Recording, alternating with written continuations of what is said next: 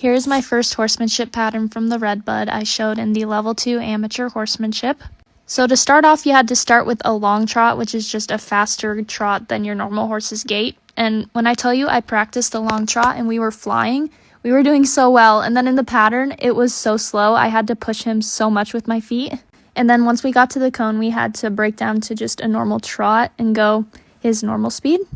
Then I picked up the left lead and we were supposed to make some rounded corners. I kind of cut out the straight lines because this pattern is kind of long because Turbo's such a slow horse. We loped on the left lead to the cone and then we had to break to a walk. And when we broke to the walk, we were almost trotting. I don't know what was happening there, but we almost trotted, but it was a very fast walk. And then we picked up the right lead and we had to make some more rounded corners at the counter canter. And a counter canter is when you lope in a horse's lead, but you turn the opposite direction of the way your horse is loping. So I'm turning to the left, but my horse is in a right lead. I had to do about half of a rounded square loping the right lead, and then we had to break to an extended trot again, which you can see my breakdown was really slow, but I had to speed him up super quickly to make it look like I was trotting fast. And then once we made it to the cone, we had to stop and then pivot a 360-degree pivot any direction you choose. And once you completed your pivot, you had to back 2 horse lengths. And then after that, you just jogged out of your pattern. Again, Turbo is new at horsemanship. This was definitely a slow pattern, but it was pretty correct for the most part, which honestly is what we're looking for with a newer horse to horsemanship.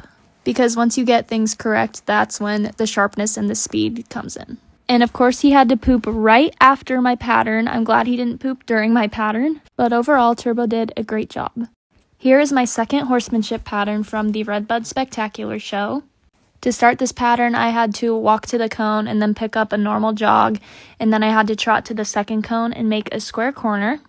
I'm going to ask you guys to bear with me because, again, this was a very slow, it was pretty correct, but it was a very slow pattern.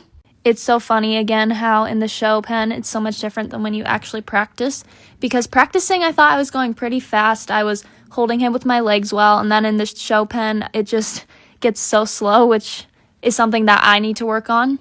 After we trotted the square corner, I had to pick up the right lead and make a right loping circle. Again, it was a very correct pattern, but it was also very slow, so enjoy me and Turbo going very slow. Then we complete the circle, and once I get to the cone, I do a simple lead change because Turbo does not know how to do a flying lead change yet. A simple lead change is where you break down to the trot from one lead and change to the other, while in a flying lead change, your horse switches leads essentially while it's loping. So I pick up the left lead and I make a big left circle, and I tried to make the circle a little bit faster than my other one because it was bigger and I didn't want to bore the judges essentially.